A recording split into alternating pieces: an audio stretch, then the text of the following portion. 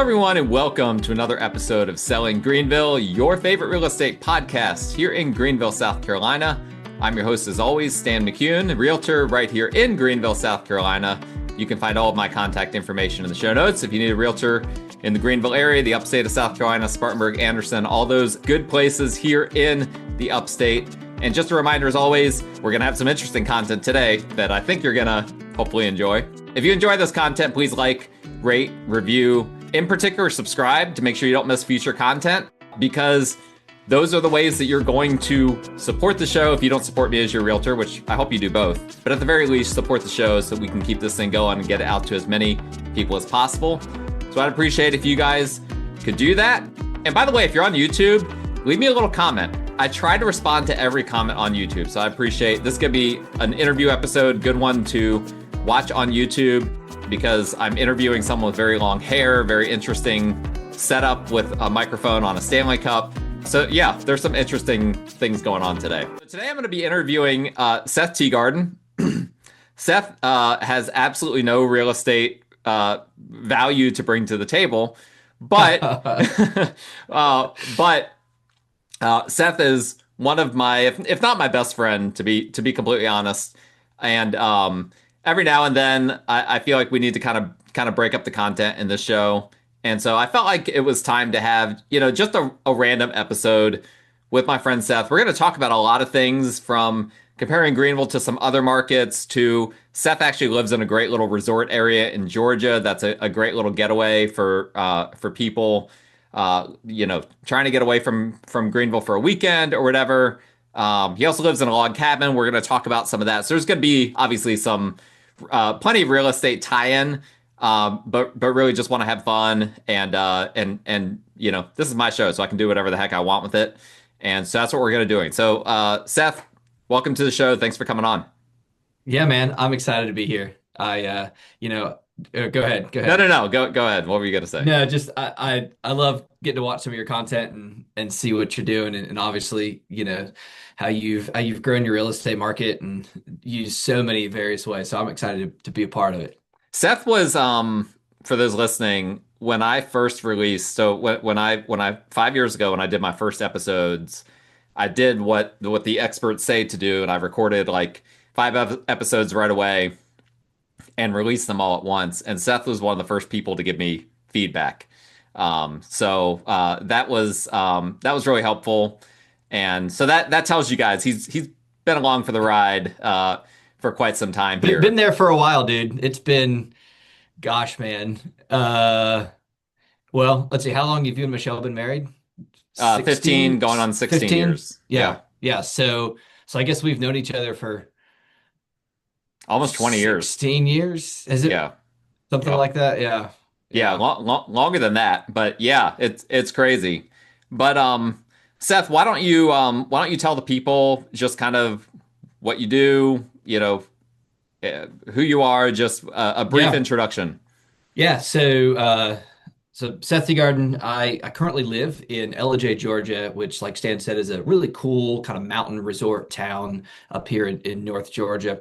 But my wife and I over the years have been involved in various different ways in some type of full-time ministry. That's kind of been our life. And for a little while, we actually lived in South Carolina, just down the road from Stan, there where you are. And we were down a little town called Clinton, or if you're from there, it's Clinton. Clinton. Clinton, you got to say it real fast. And so we lived there from Atlanta, originally, or the greater Atlanta area. If you're familiar with Atlanta, I grew up in Woodstock on the sort of northwest side, and my wife grew up in Lilburn. That's why you look like a hippie. That's right. Yes, that's why it's the Atlanta. And so no. My wife Diana and I have been able to spend some really cool years doing some kind of unique ministry, and so we've experienced some kind of unique things with working with at-risk youth and at-risk youth population, and then we moved up here to beautiful Ellijay right over 4 years ago now. It's pushing 4.5 years, which is wild. For those that don't know where Ellijay is, you want to kind of give them a geographic idea? Yep. Essentially, you head to Atlanta and you basically go kind of straight north, and we're about an hour and a half, basically just due north from Atlanta, kind of heading up towards. There's various different ways. You can head north towards Chattanooga, kind of head north towards Greenville, and we're kind of in the middle, if you will, of kind of those two paths on your way up. And so we're pretty close to the top of the state, sort of as the crow flies, if you will. We're, just a few miles away from like the Tennessee, North Carolina border up there. So, yeah. So for those that follow me on Facebook, which I tell people on here, if you want to follow me on Facebook, you're certainly welcome to. I have some spicy political opinions, so you've got to be prepared for that. But No, not you. no, not what am I saying? Yeah, no, I'm giving myself too much credit here. Um, but but you'll notice the Seth angers every single post that I do, and vice versa. I do the same thing to him, including when It's he it's like. Sorry, go it's one of ahead. the highlights of my day. Like truly, truly to get to scroll for just a minute and see, oh, what Stan posted. Only not, I genuinely could care less about half the content, but just makes me so happy that I get to go in there and hold the little thing and slide my finger over to the anger and just walk away. It's My favorite is when you post like a family photo or something, and it's like this real sappy, how many years you've been married and whatnot, and I get to anger that. It never gets old. I think every once in a while, what really brings me joy is when all of a sudden I'll get a notification that like Stan angered your post, and I look and it's one from literally like 15 years ago where you've like gone back intentionally and just gone just to find ones that you missed and anger them. Oh, it's so I great. I know it's a deep well. I haven't found the bottom of it yet. I need to And what's keep going. funny, I'm sure you've gotten this. I get questions every once in a while, like sometimes in person or like a message from somebody, and they'll be like, "So, who is Stan? And why is he angry at what you're Just a very doing?" angry person all the time, which I honestly love isn't it. wrong, but This there's yeah, some truth to that. this is so good. Um, so let's talk about topic at hand a little bit. So one thing, and honestly, all of these things that I want to talk about are things that I'm just personally interested in. Like Mhm. some of these things are things that we've talked about in passing, but like not really in depth. But you guys have gone through different periods of renting versus owning, Mhm. including, you reference ministry. You guys have been house parents before, which, by Mhm. the way, the ministry in Clinton, what was that one called again? Thornwell Home for Children. Thornwell. So it's a children's home ministry. I guess there are multiple children's homes there, right? Yeah, there's multiple houses that kids stay in Yeah. there on campus. And well, why don't you just explain that for a second, how that Yeah, yeah, works? yeah, yeah. So basically, in general, when we talk about being a house parent at a children's home, there's various ways that different places do it, but the big picture is you have kids that have nowhere else to go, for one reason or another. They don't have a home, and they come and they need a place to stay, and so they'll stay in our homes. And so what we do, we are. Our job, our full-time job as house parents is we're basically paid to parent 8 kids that live in our house with us. And so different homes do it different ways in terms of your off time and all that. But basically you work for a certain period of time and then you have some amount of time off. And then again, depending on structure of the home, sometimes you stay in your home and the students or the kids will leave and go to like what's called a relief home, or there's some places that do it like Thornwell does it, where the house parents actually leave for a few days and they go to what's called their off-duty house. And so through that, we've done it in multiple different homes. There in Clinton, we worked there for a little while, and then we had an opportunity to work for a few years at a home down in South Atlanta. And both of those two different children's homes operated in different ways in terms of your house and your off time. And so yeah, like the one in down there in Clinton at Thornwell, we would work for a few number of days. I think it was 9 days or something like that, and then we would move out of the home into our off-duty house. That was a house that we were simply allowed to live in as part of our compensation package, right? That we got to live there. And then when we were at the other children's home at Christian City down in South Atlanta, the way that worked was we stayed there all the time. So we lived there again. So our part of our compensation package was us, having housing fully covered and paid for, but we lived there the whole time, and then the kids would transition out for about 9 days or And so. you've also so you've had people can kind of think of those as like parsonages almost, Correct. Yeah. in a way. And by the way, I don't think you mentioned this, but Seth, for those listening, is a youth pastor now at East LJ Yes. Baptist. Yeah. Yeah. So Yep. I'm full-time youth pastor here at East LJ Baptist. Yeah. So anyway, Still just working with kids, loving it. yep, cool.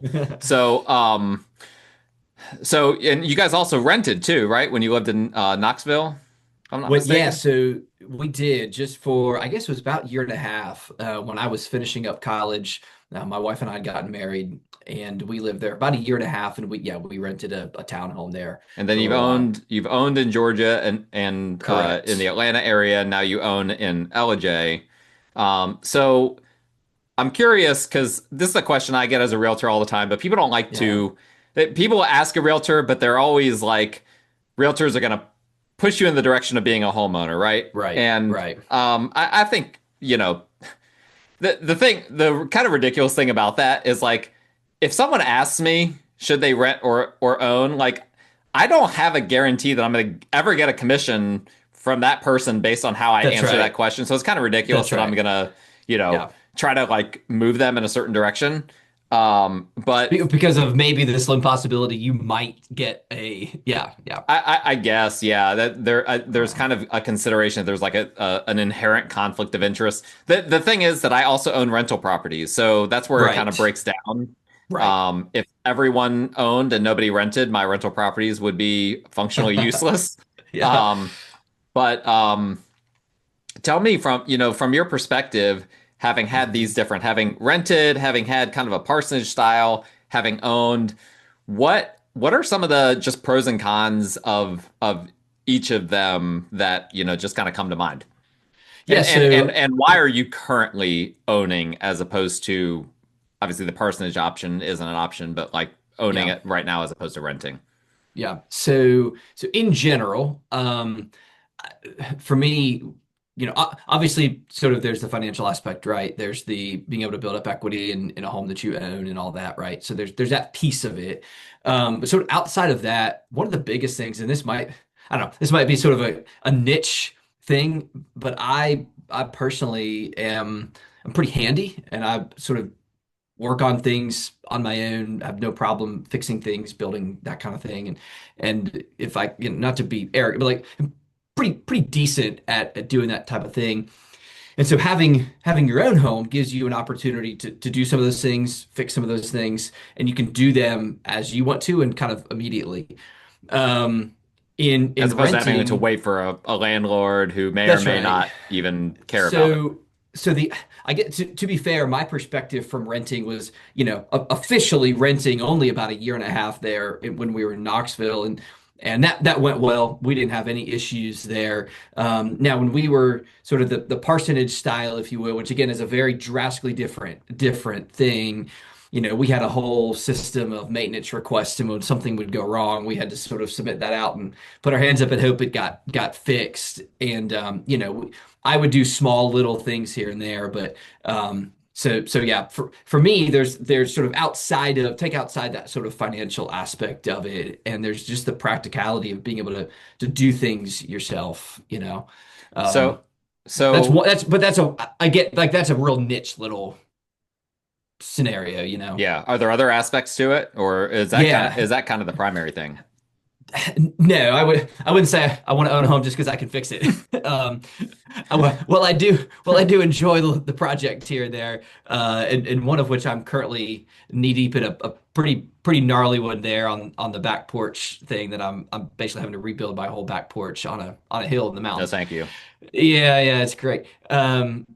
But yeah, I think I saw, by the sort way, of but I saw yesterday a back deck to a house that it was one of the few times I would not go on it because dude. it wasn't rotted out or anything, but I went under it first, and I kid you not, it was supported by 4x4s, which are Uh-huh. about the smallest supports that you can use. I would Hmm. personally prefer something a little bit bigger than a Yep. 4x4, but it was supported by 4x4s. But get this, they went up to the decking, and the joists were completely They weren't unsupported. even, no.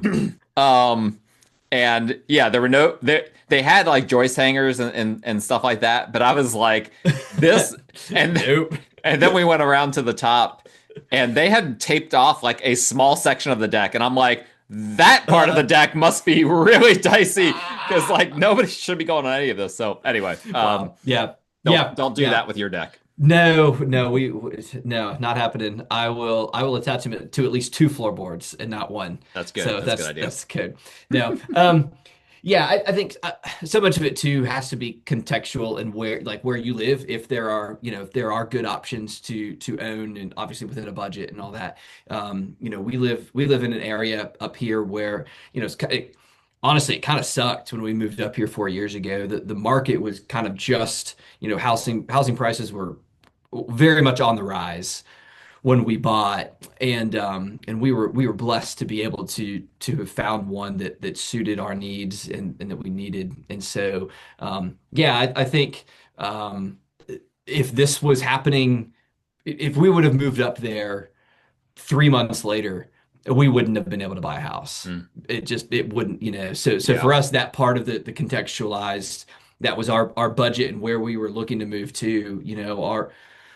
Our our environment was maybe a speck unique, and I say that there's probably many, many, many other communities very similar, but because of the amount of sort of short-term rentals with people that buy homes up here, that rent them out as Airbnbs for people that come in, to vacation in the mountains. There was multiple factors that coupled all, but basically, as those housing prices were increasing, we weren't able to find a house to live in, so we would have been looking to rent, Yeah. um, and so that just would have been the reality of it. Sure. Sure. So yeah, So you mentioned that you're handy, and I've seen that firsthand. Where do you kind of draw the line? Like, yeah, because you're not a contractor, that's like right. honestly, I don't even know where you learned those skills. Are you self-taught or did your dad teach you? All of the above. Okay. I learned growing up from my dad. Now I would say I've probably kind of surpassed some of the things that Dad has done, would do, and would take on. And Sure. for me, a lot of it has just come from just learning, studying. YouTube University is Hmm. a huge piece of that. So where do I draw the line? First of all, if I have to be comfortable with the project, for whatever that is. So let me take the deck project right now. So here's an easy one to use because there's pieces of it that I will do myself, and there are probably aspects of it that I'm going to have to. So the whole project is basically, so we're on a mountain cabin, and we've got on the back end we've got three levels of deck, and for about half of the span of the house, the deck goes up three levels. And over time, as lived in there, the side of the deck has been sagging down towards the ground. And so I knew that needed to be fixed. So step one has been going down to the base, re-supporting where the deck is supported, jack it back up, and then do what should have been done in the first place, which is pour concrete, to where the supports go to the ground. It's good to have Uh, footers and things like that, Dude, ideally. so unfortunately, what I have found is all six of my posts that support that deck have rotted at the dirt, and Hmm. so that massive deck is basically being supported by rotten timbers. Anyway, Not I great. digress. To answer the question, the physical moving the deck up, raising it up, rebuilding the deck part, fairly simple, straightforward. Um, Not easy, but it's straightforward. Yep. Like a pretty simple process in terms of here's what you got to do, and you do it. Um, Now there's some legal ramifications too, depending on what you're doing. If you got to find out what your local laws are. Maybe you have an HOA or your local, what can you legally do to your house and not need a permit for. So in Sure. this case, redoing the deck, I'm simply fixing damage, I think is a technical term, or I'm not adding anything new. I'm not modifying. I'm just fixing something that was broken and repairing it. Now, the ultimate project is as I re-solidify the deck at the base on the third level, that part ultimately is going to be turned into a finished space with half of it being an office and half of it being another bedroom. So there is an area that functionally I can do the work, but legally is a spot where I'm going to have to rely on the use of contractors and actually even in this case a structural engineer to come out and look and sort of verify and check off, we're supporting another level of a house, finishing that in. And so yeah, the line really has to be, first of all, your comfortability, but then where does that legal side come in? Because if you do something without a permit and you end up selling or add something to your house Yeah. and the tax assessor comes by and takes a picture, you could be out thousands and thousands and thousands of dollars that you have to redo, potentially tear down the work, Yeah, for sure. Yeah, so that's a thing that sometimes out of state clients that come to Greenville don't understand is that in Greenville we don't permit a lot of the work. Like house flippers, um, I mean, there's very Greenville County in hmm. particular, there's not a ton of stuff that like you'll get in trouble for if you don't permit it.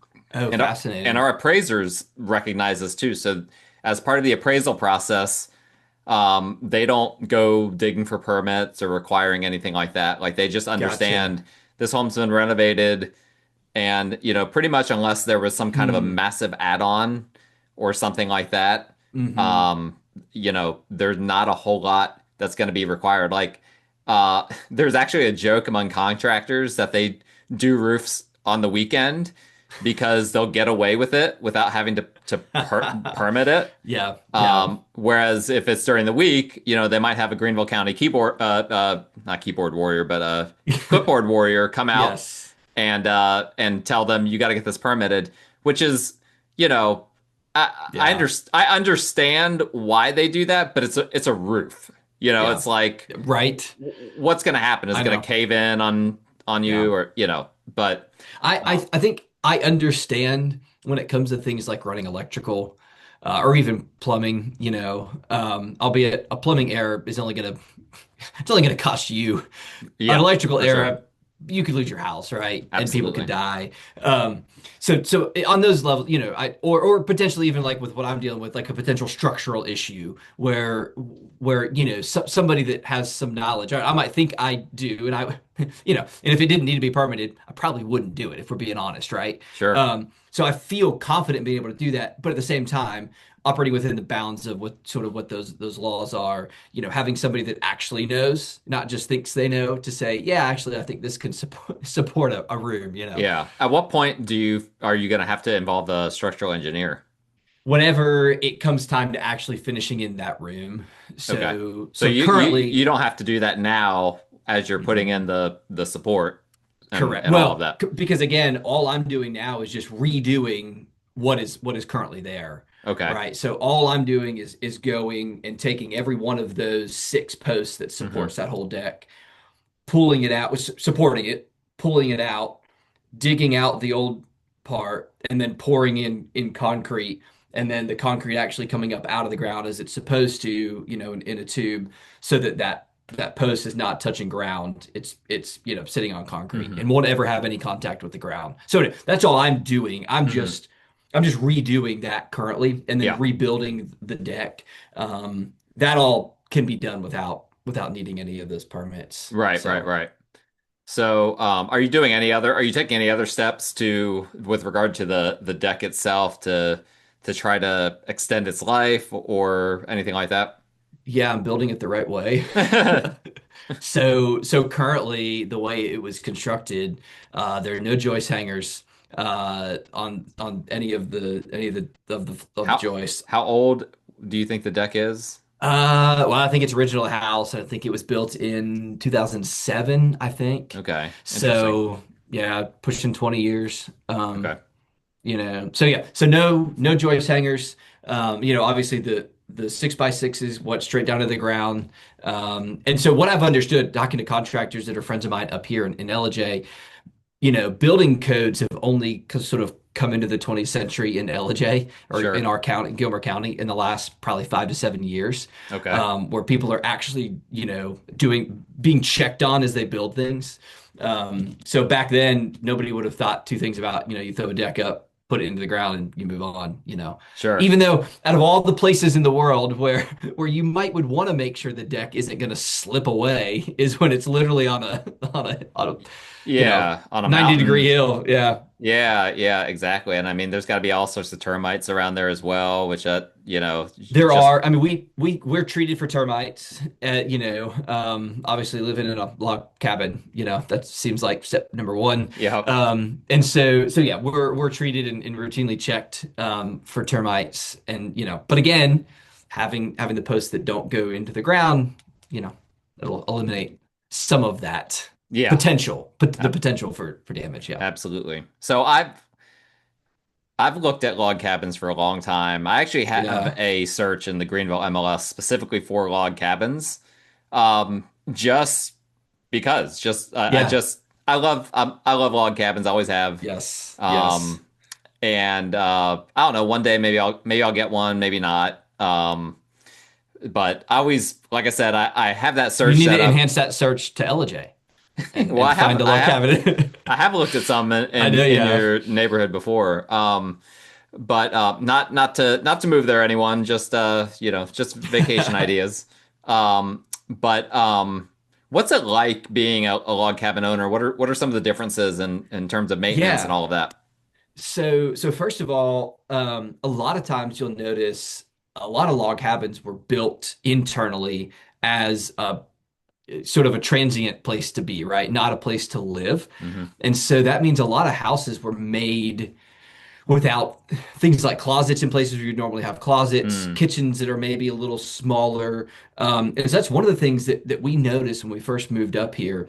So to the log cabin piece of it, I'll talk real quick. We have wanted to live in a log cabin for our whole marriage. We have, I mean, even so far back as to when we were, I mean, within the first couple of years of marriage, when we were down there in South Carolina, I don't know if you remember me doing this or not. I know you've seen them now, but I had this was, I guess, 12 years ago. I made this massive, I call it my throne. This is massive wooden Oh chair, yeah, yeah, yeah. out of a tree that was cut down where we lived there in South Carolina. And as I carved this, I mean, the chunk of the tree that I was using was like 3 foot tall, and it was, I mean, you can't get your arms around it. It was literally a throne that I carved out with a chainsaw. And I remember telling my wife when I finished it, like, man, one day when we live in our log cabin, this will be perfect. And then subsequently, like a few months later, I made this random chandelier out of the root of a cedar tree. It's the darndest thing.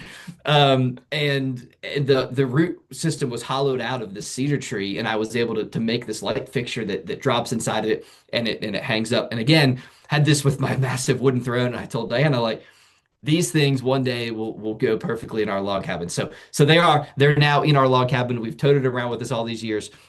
So we had wanted to live in that type of home. And so when we moved up here, or we're looking to move up here, that was sort of the top of our list, was that was what we wanted. But we learned pretty quickly, like I mentioned a minute ago, that a lot of those houses were not made to live Mm. in. They were made, throw up a To house that vacation you in. can exactly, that you don't need all these extra things. So Hmm. bathroom floor plans were kind of wonky. So we got really lucky with our home that was built specifically by somebody for it to be his personal vacation home, not to rent out and not. So he built it more for spec of home that you would live in and not that you just rent out as a short-term rental. And so that's one thing that you could potentially have. And even in that, there's still some oddities that we have that we've had to sort of come around, Hmm. smaller closet spaces, our master closet being a little smaller than what you would normally have, Hmm. um, that type of thing. And so there's that aspect, sort of floor plan stuff. And then you've got my favorite thing about living in a log cabin, and that is, do you want to hang a picture? Wherever you want to hang it, Yeah. put up a nail, and there you go. It Yep. is. It Don't literally have to worry might about be studs. Don't have to worry no, about no studs, anchoring no, things. Yeah. no, none of those. No having to find. You can literally hang up a picture wherever. What do you And do when you want so. to take it down though? Do you just like leave the hole behind, or is there a tasteful way to like plug that hole? I have found most of the time, so I'm not using big nails, right? Unless you're hanging a hefty painting. Right. Um, so I'm not putting, framing nails in. I'm, Hmm. use but you pull them out, you never know. You never see that there was a hole there. Okay.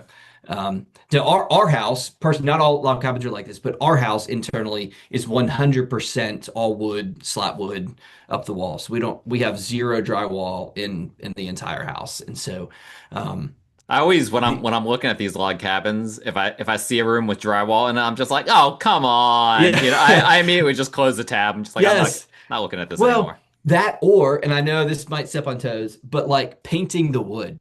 Oh, I hate when people paint wood. They I do that in log love, cabins? yes, yeah, Oh they'll my do it in the gosh. ceiling. A lot of times they'll Like put the white? slatted ceiling white. They'll use other colors sometimes, but a lot of times they'll like whitewash it, right? Yeah. And oh, I hate it. I'm like, leave the wood alone. Yeah. No, But I don't like that. yeah, What are so some of the those are maintenance issues that you run yeah. into? So Like woodpeckers or wood bees or powder post beetles, that kind of stuff? yes. So two things. I'll talk about the insect aspect, but one other piece because a lot of times log cabins are made specifically designed. They got big loft spaces in them. That's kind of Hmm. a lot of times kind of a standard thing. That means that heating and cooling those massive Mm. rooms can become problematic. And I have found not just for our house, but friends that have them and other people around here the HVAC systems were very poorly designed to handle that volume of cooling or heating that needs to take place. And so Mm-hmm. we have had to modify some of that internally. So what we've done, this is sort of a practical thing we never would have thought about living in a cabin with this massive loft style ceiling. We had to redo all the fans. So we've got a loft, and then that sort of flows out into the downstairs living room area, which is all one massive open area that is essentially 2 stories of open air. And so we put in 2 new fans up in the loft that actually worked because the old ones didn't work. And then our main fan in the living room, we upgraded to a big wide, I think it's like a 10 blade fan. Yeah, Um, it's huge. it It's like the fans is. they have at my Planet Fitness I go to. Yes, yeah. Those helped, but what really made the impact was we put a couple of mini splits in, and or well, one head unit that you can feed off multiple feeders into your house, Mm. or where the air actually comes out. And so we put one of those in our bedroom and one in that loft.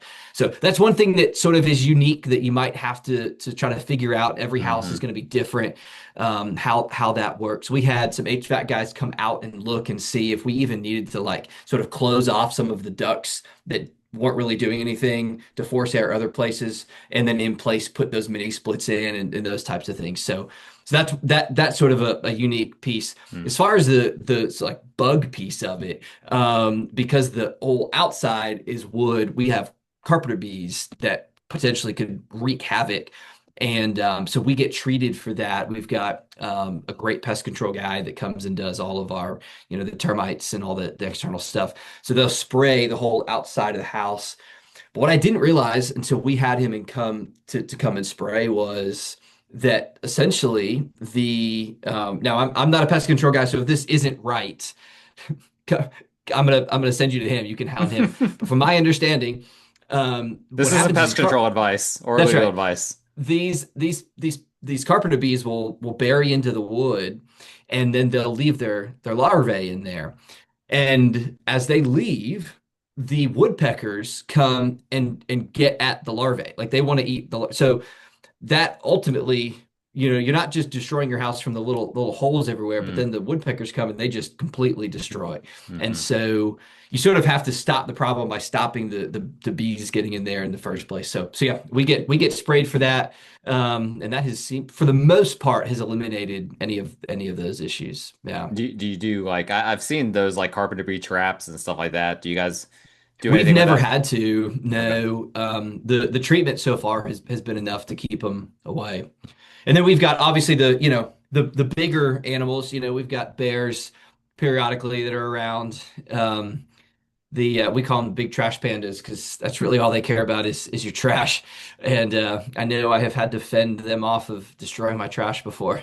There, yeah, there's a great story of nobody was home, but of Seth having to run outside naked, yelling at a bear because it was destroying my.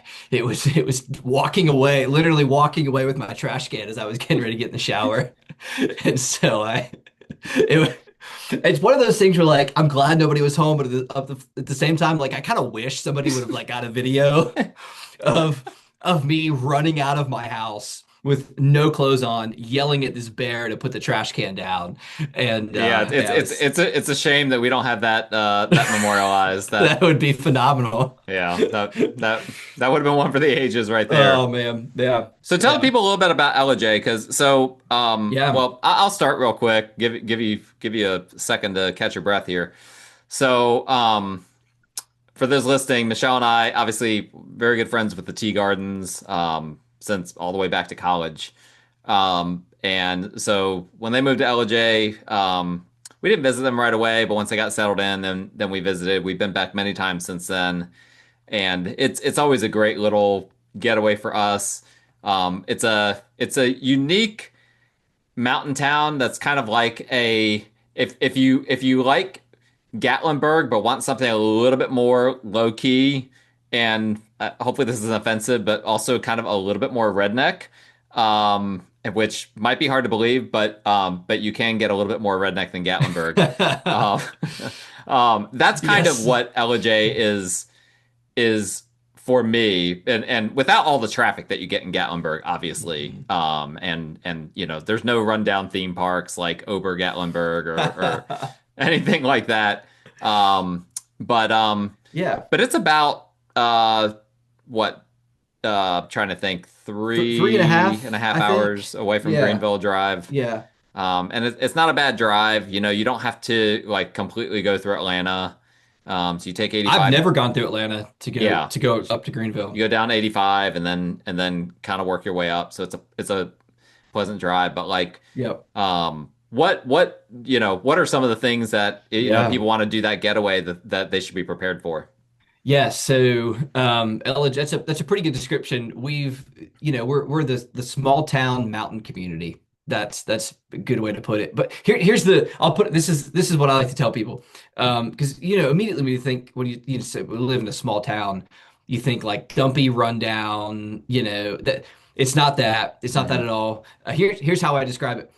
We are big enough we have a Chick-fil-A, a Walmart, and a Lowe's. So, you know, Yeah, so we're not super tiny town. for sure.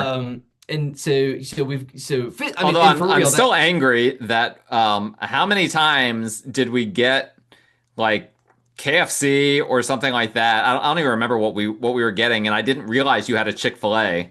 And then like I found that out like the fifth time that we visited like, that you wait a guys minute, had Chick-fil-A. what? Yes, we'd been getting like all this other crappy fast food. It was like That's there's a funny. Chick-fil-A right You've been there. holding out on Oh, me. and it was Dairy Queen. That's what we kept getting. I'm like, I don't nobody likes Dairy Queen. Well, my daughter No. does, but Well, yeah, I try. Yeah, not the hot spot. no. But so yeah, yeah, which sort of laugh out, but at the same time, for me, it's sort of practical to have. We've got everything we need to live here, right? Like we don't have to go somewhere Yeah, else to get groceries or anything sure. like that. So that's sort of main part of town. Then we have the really cool, like the historical, like the downtown, the walkable shopping area type of thing.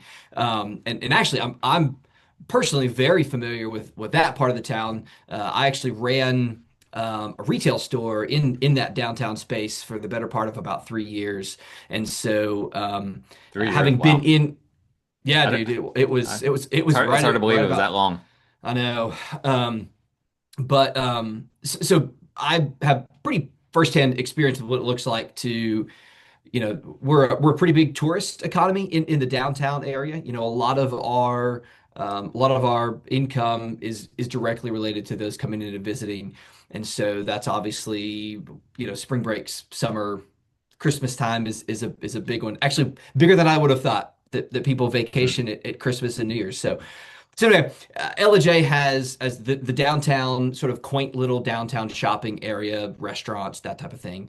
But then outside of that, in the surrounding areas, you've got if you're into the outdoor stuff, you've got all kinds of hiking, mountain biking. Matter of fact, I just got off the trail a couple hours ago, out mountain biking, and I about this time of year, it's beautiful. My mountain bike stays on top of my car just about 99% of the time, unless it's going to rain, I take it off. We have actually our county is officially the mountain bike capital of Georgia.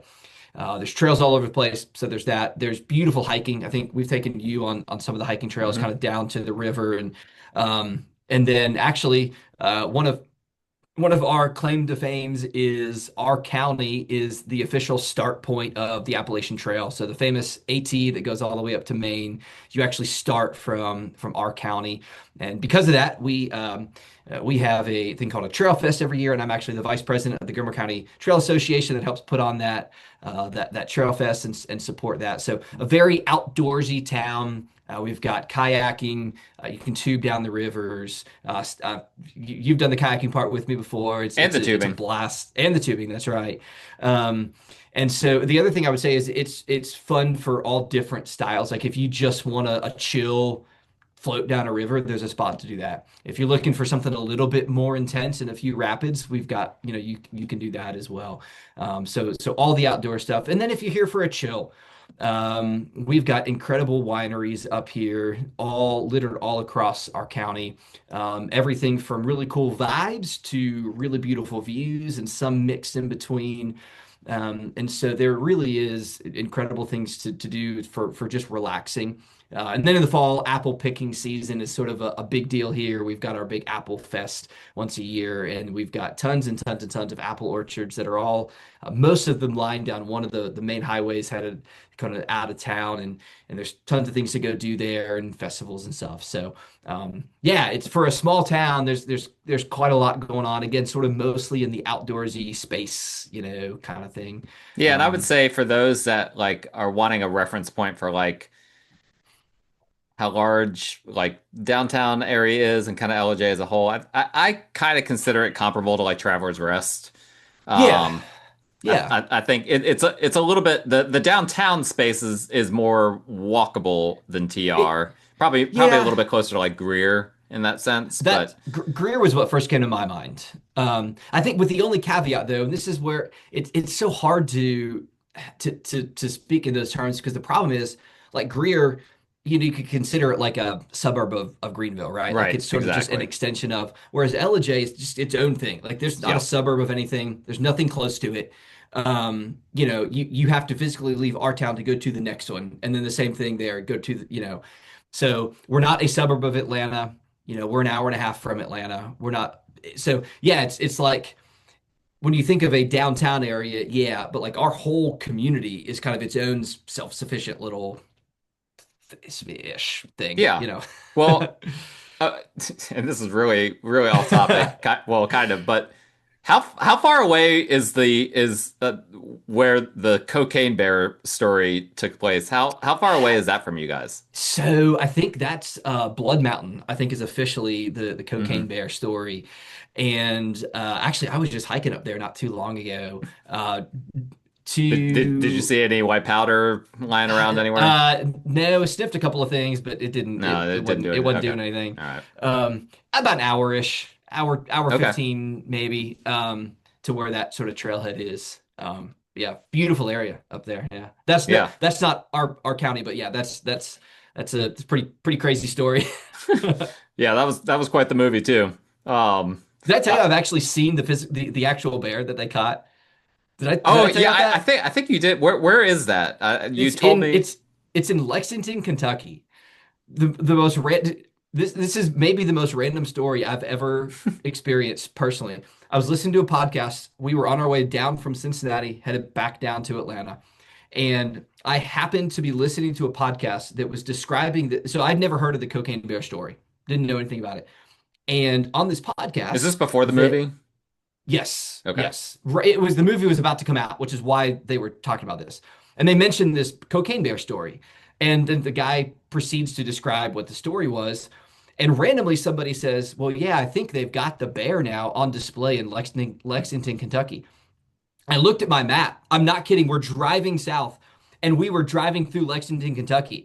And so, real quick, I Googled Cocaine Bear, Lexington, Kentucky, and found the spot. And if I'm lying, I'm dying. The exit to get off was the very next exit I was passing. And so I literally like got off the interstate. And Diana's like, "What are we doing?" I was like, "Just wait, just wait." And so we pull up to this. Not the I don't only even time know you've how had to to tell her that, right? Yeah, truth.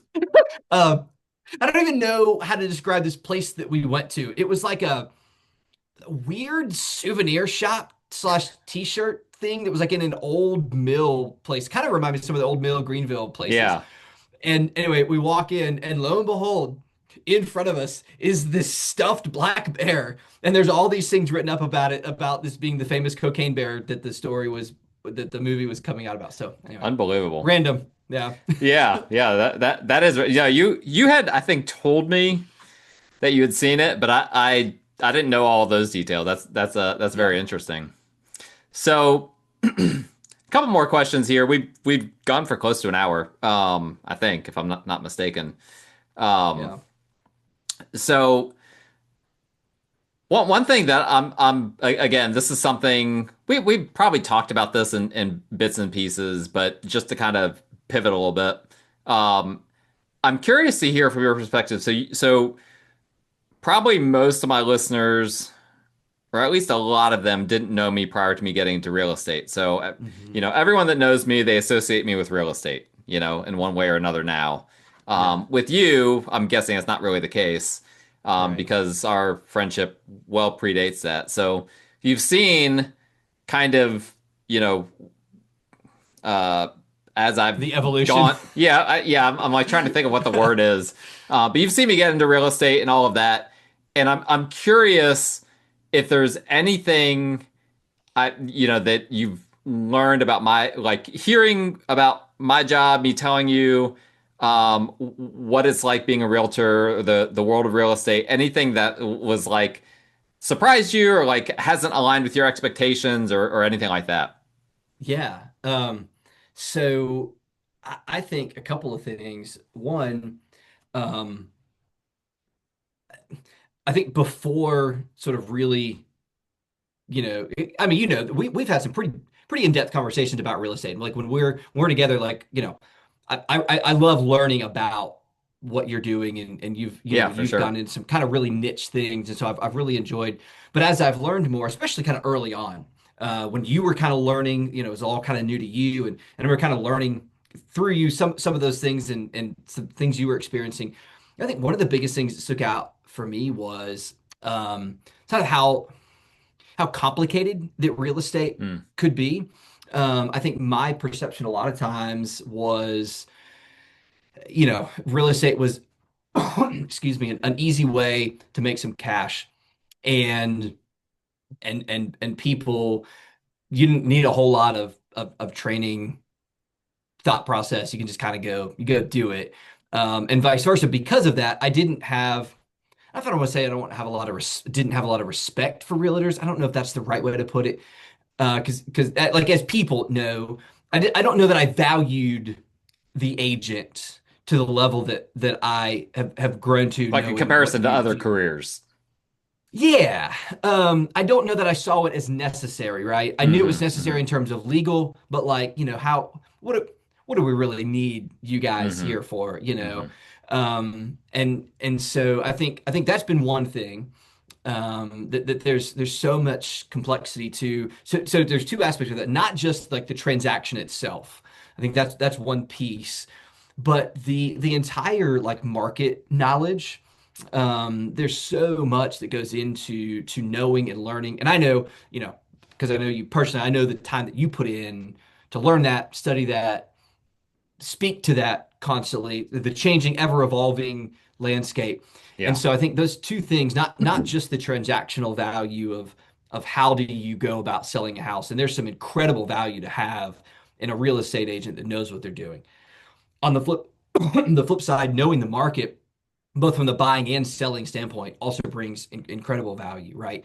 And so I think that that's the one big thing. And then the other thing I would say is from knowing you and now the time that I've gotten to know you or been with you while you've done the real estate stuff is and maybe this is more to those of you that are listening, like there are a I don't ton know what you're about to say. Here we go. there's a ton of realtors that maybe don't put the same amount of effort into those two things that I just described. And Seth I Seth think is the one that when I need to vent, it's either my wife or it's Seth, and I just have to get off my well, chest the stupid stuff I have to deal with sometimes. Well, let me with that caveat too. I have here in where I live, I have two or three very close friends who are also realtors. So this is more than just you calling Hmm. and venting, right? Like this is Sure. like I can actually say more than just one person this is true. Yep.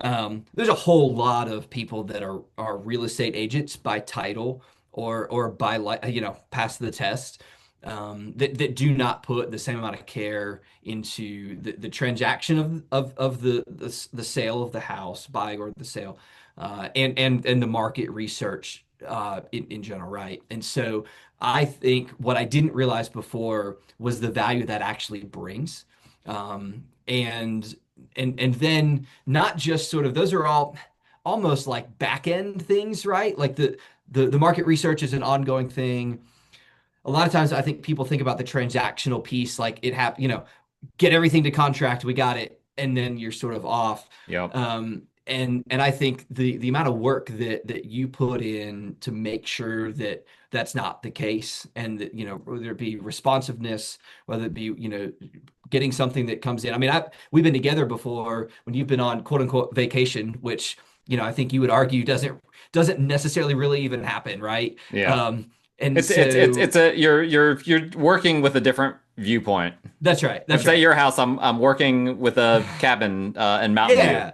But where we'll be in the middle of doing something, playing a game or having a conversation or something, and and you'll peel off for a minute, because something needs to be done, and this is not a I can get to it later. Hmm.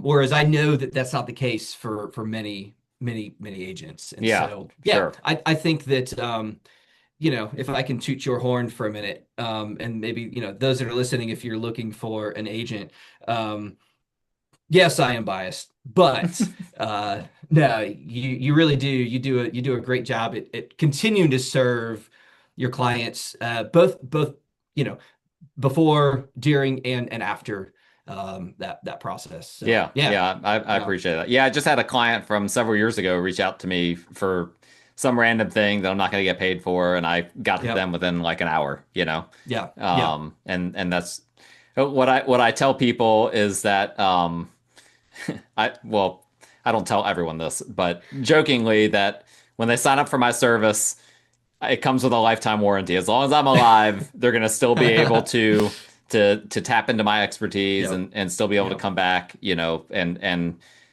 like I'll have clients that like years later will ask for like a contractor recommendation.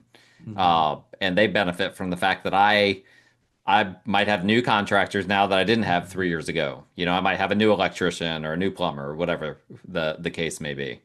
Well, Um, I think ultimately that speaks to you know your the foundation of all of it is a heart to kind of serve people, right? And yeah, ultimately you're making money, and that's a piece of what it looks like to be a real estate agent or any profession, for right? sure. Like I can make the same argument.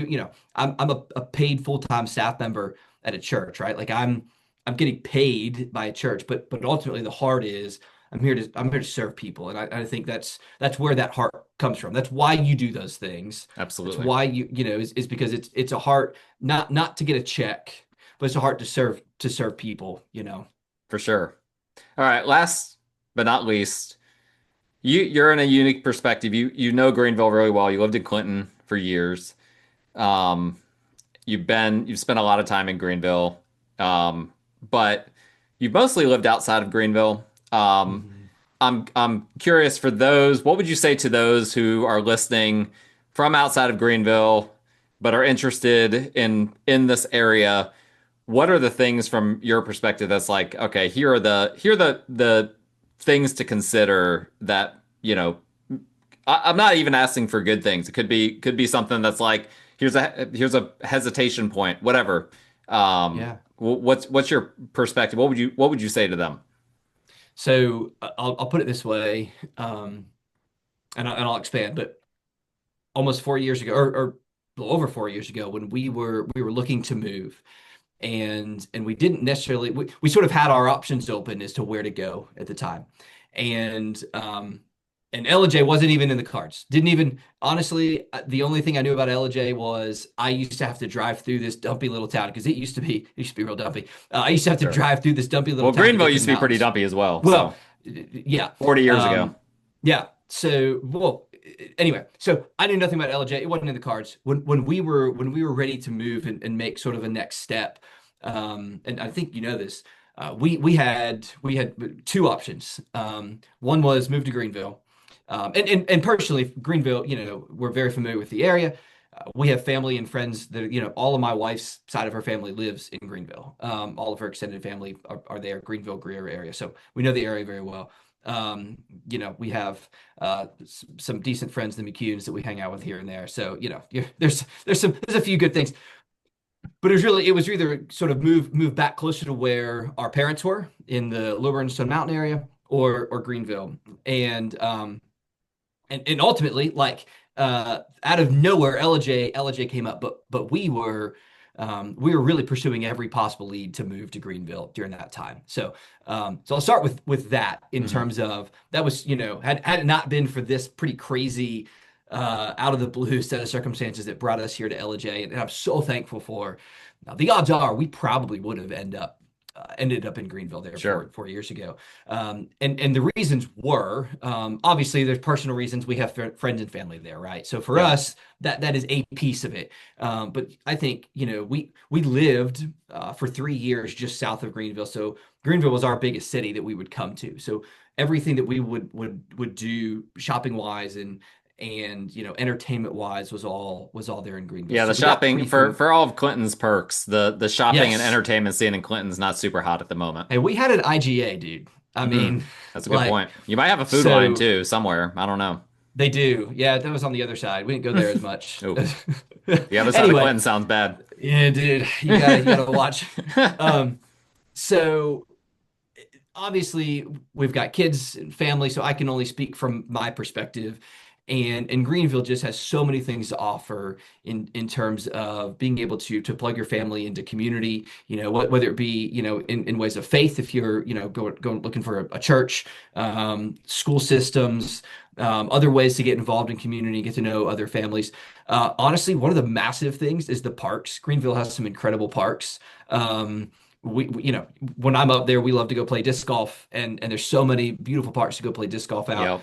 Yep. We love to take our kids to, they're putting in new parks all the time. Each one has sort of a cool, unique feel, and so from that aspect, that's some really cool things. And obviously, the downtown part of Greenville, you've got all sorts of, the vibe, if you will, is really cool. There's lots of stuff going on, and then what I have loved to see happen in Greenville over the last probably 10 years, maybe you could speak a little bit more specifically, but all these sort of restorations of the old mills Hmm. in these little pockets that are being revamped and redeveloped. I'm a big fan of like the mixed use space Hmm. that sort of builds from one area, and you can sort of have an all-in-one zone where you can Yeah. kind of hang out, shop, eat, live potentially. So yeah, I think I've described to people before, Greenville is like kind of the best of all the world. It still feels, I don't live there, right? But it still feels a little bit, and I'd say small town, not in terms of like living in an LJ,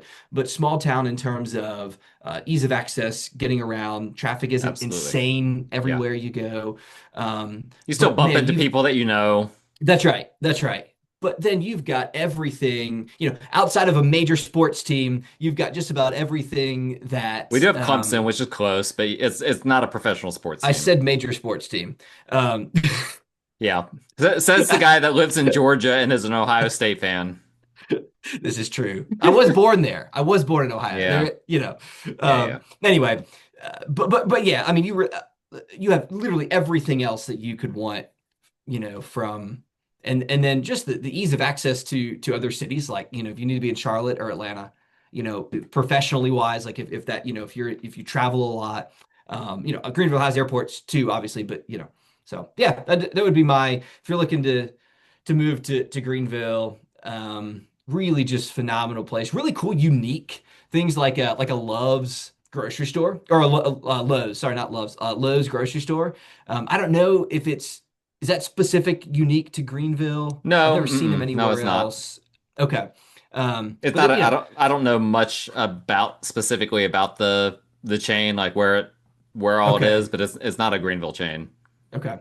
And then just on the one last thing I'd say, there's so much diversity of people and influence all over the city. You've got all sorts of international influence. It feels like there's multiculturals. Hmm. Whether it be from restaurants or to people you get to see, and it's a very enjoyable place to be at and to I say live. I've never actually technically lived there, but yeah.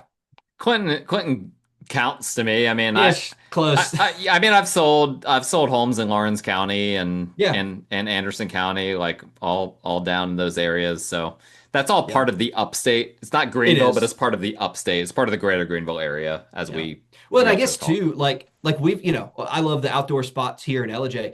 Greenville is not adverse to its own close proximity to outdoor things, right? Like Oh you've yeah. got you've got lots of great outdoorsy things, and are pretty close to if you want to get up further north, up into the mountains, of North Carolina and stuff. Very very accessible. Yeah, yeah, absolutely. Yeah, we've got Panther Town, which you and I have hiked at, Table Yep. Rock up there, Caesar's Head, and you keep going. I mean, and of course Asheville is 1 hour away, Is basically. it really only an hour? Yeah, well, I mean, it Okay. depend. It wouldn't be an hour from like Clinton, but Right. from where we are, it'd be about an hour. Yeah. Yeah. Okay. So yeah, yeah. Well, thanks, man. Yeah, dude. By the way, I didn't pay Seth to say good things about me or about Greenville. Before we did this, I had sent him like a list of here's some questions I'm going to ask. I didn't ask for him to go in any direction. If he said anything bad, I was just going to edit it out. So As one should. as one should. But Seth, thank you so much Yeah, for coming man. on. If you guys, I'm not going to put Seth's contact info in the show notes, but if you guys do want to visit LJ, I assume Seth that you would be more than happy to share information with them. Absolutely. Absolutely. Um, Yeah. and so I'd be happy to connect you with him to give information. I do recommend that you do visit that area at some point. It's definitely worth doing. And I'm looking forward to once I post clips of this interview online that Seth's going to anger Anger him. my own self. He's gonna anger himself. I Um, can't and, wait. and I will too. We're gonna have we're gonna have to anger it since we're both in it. This is gonna be the greatest thing ever. It Thank you doesn't take guys. much, dude. Sorry. No, you're good. Thank you guys for listening. That's all for today's episode. Like, rate, review, subscribe. If you need a realtor in Greenville, please reach out to me. My information, all my contact info is in the show notes. We will talk to you guys again next time.